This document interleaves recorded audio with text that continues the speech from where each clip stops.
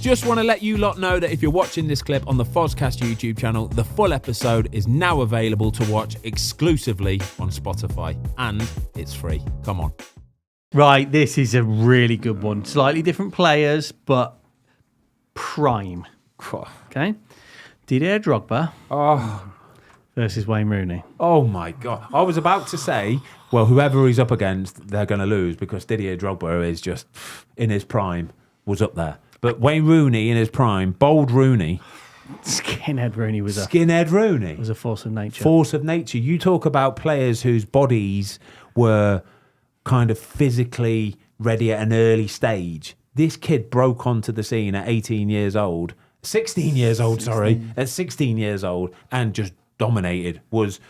Had no respect for the opposition, no respect for the opponent that he's coming up against. Of respect. Nothing. Mate, I remember watching. He was a killer. Was it in the Euros? Do you know that one when he broke? He was dominating France. You remember that game against France? And do you remember against Lilian Thuram? Mate. Right? No he shit has given. made him look Mate, the ball came into him. He's taken a touch round the corner, ran round him, ran round onto the ball. Just give him a little nudge on the way, just to say, "Sit down, good boy." But he would chuck an elbow. Like Happily. he was aggressive, wasn't he? So aggressive. I think probably the most aggressive player the Premier League's ever seen. Yeah, do you know what really annoys me is this comparison with Ronaldo and, look at him now and look at Ronaldo and the age he's at and stuff. You are comparing to arguably the greatest player ever, one of the greatest ever players.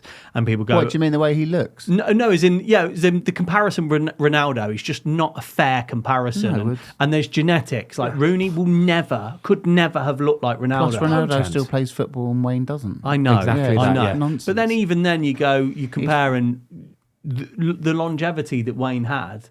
He was from 16 years old till his early 30s, 15, 16, 17 years at the top. And everyone's body's built different. Exactly. Do you know what I mean? Like, and it's like a boxer when they retire. They're not going to keep. They don't have to keep fit, do they? Do you know what I mean? Wayne's gone. Okay. Yeah, enjoy retirement. This is really tough, lads. Yeah, it is really Talk tough. to me about. Especially for me for Didier Drogba. Talk to me about Didier Drogba. Right, it was a weird one with Didier Drogba because the first season at Chelsea, I was like, "Oh, wow, what have we signed here?" Yeah, you know. In what respect? Good, bad? Not bad, but like I don't think he's as good as everyone's talking about. He's scored all these tough. goals in France, and I'm like, I'm not sure if I see this world beater everyone's talking about. Always on the floor, always moaning to the ref. But we're talking prime. Prime, I mean. Ridiculous. He led Chelsea for years and years and years and years. The best centre-forward Chelsea have ever had by a million miles. Like, unbelievable. He hold up this finishing strength. It's like his assists. Oh, it's just, this is the hardest one. Ben, let me ask you a question then. So you played with Rio, Nemanja Vidic, people like that. Do you reckon if you gave them the choice and said, prime, who's giving them the harder day, all around harder day at the office? I think it would be Drogba. Yeah, I do. I think Drogba would just bully. Again, we were talking about it earlier when 2005, I think it was, Watford, 2006 maybe, Watford against Chelsea at Stamford Bridge, and we got pumped 4-0. Drogba scored a hat-trick, right? And one of our centre-backs, a big guy called Dan Chittu, probably the strongest footballer I've ever come across, probably ever seen, right? And that day, Didier Drogba was just manhandling him all across the pitch, bullying him, rolling him, pinning him. It was phenomenal, and nobody else even dared do that to Dan Chittu because he was too strong. They knew that you wouldn't get any change out of him, but he made it his job that day. He made it his job to dominate, and he absolutely bullied, and that's what he was. And I think any defender would say, "Yeah, I'd rather not come up against Didier." But then when you look at what prime Rooney, he was all over the pitch. He was getting stuck into 50-50s in centre mid, driving with the ball, spraying passes around, coming late into that one against Newcastle when he's arguing with the referee, runs up the pitch and takes out every bit of aggression on that volley. Angry volley. And even when the ball went in the back of the net, he's still off. He don't even really celebrate because he's still so angry about the referee 10 seconds earlier. How good was he as a footballer? Like passing, touch, phenomenal, amazing. Like underrated. In fact, people remember Rooney as like later on he sort of dropping back a little bit more, but earlier on as a footballer, he was kind of he would be a striker, but football-wise in training, he would try and play in defence. He would try and play in midfield. He would try and play out. He would try and play everywhere because he could do it. His passing was underrated. Rooney's Paul Scholes has got it's probably the purest strike you'll ever see. Wayne Rooney's strike is up there as well, you know. We had John Ruddy in, and he was at Blues with Rooney obviously being the head coach. And he said that they were in training and he was asking the lads to do these drills, these passing drills, and they couldn't quite do it. Like, they weren't quite doing it. And he said he had black Air Force Ones on. Proper road. Right? Yeah. Black Air Force Ones. And he said he's just got the ball, ping, hit the absolute perfect pass, weight, everything. And go, you've got to do that, lads. And apparently they're going, well, we can't do that. We can't do that. I'm sorry, we're not Wayne Rooney, all right? Yeah. It's this is a really tough one, lads. This is a really, really tough one. Yeah, it is. It's a really tough one. Tubes, what are you saying? Pomp. I'd say Pomp. Wayne Rooney was the better footballer, but I'd rather have Didier Drogba in his prime. They both scored big goals, but Drogba scored, just made a career of scoring massively important goals, didn't he? Yeah. But then so did Wazza. Champions League. Who are you going for?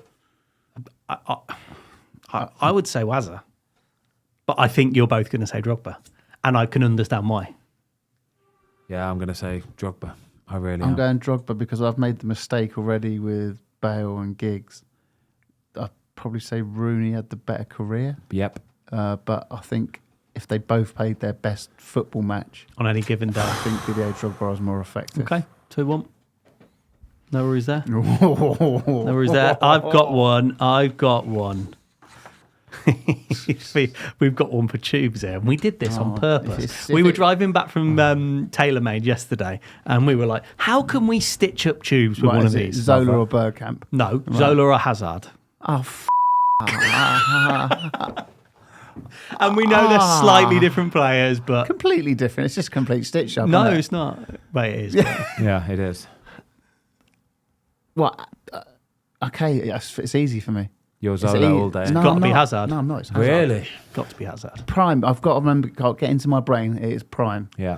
So Zola is my hero. I think my favourite ever Chelsea player. But on the best match, Eden Hazard was a better footballer than Gianfranco Zola. At their prime, playing their best match both ever. Yeah. Eden Hazard was...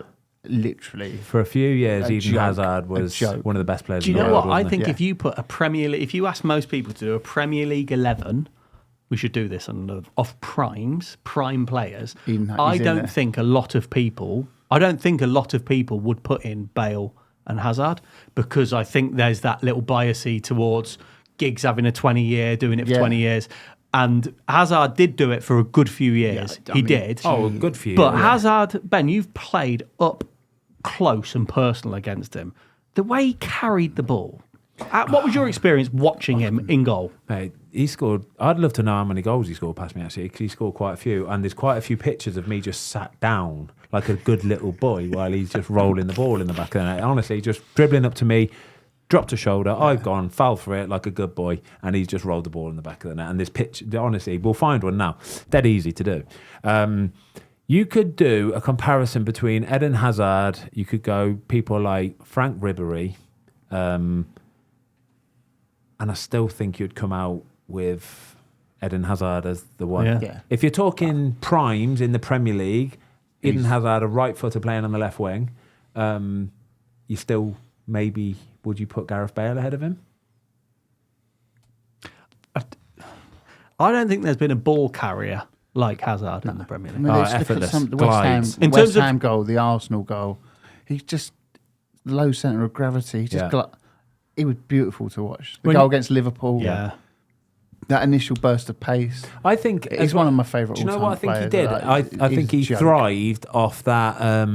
His Chelsea teammates. I think he had so many leaders and winners and men around him that took the responsibility of pushing the team and running the team, that he was allowed to just go and express himself and do it on the pitch. Do you know what I mean? Yeah.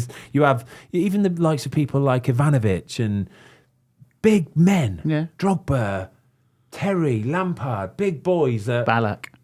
Yeah. You go and win us a game, and we will dominate everything else. We will win the game physically. You just go and run ragged, please. Well, that's what they say. They said he was the worst trainer ever. Yeah, but like didn't give a, and just didn't try laces undone. Everyone's like, "What's save yourself?" He Saturday, said that every Saturday. He just turn up and win the game. There.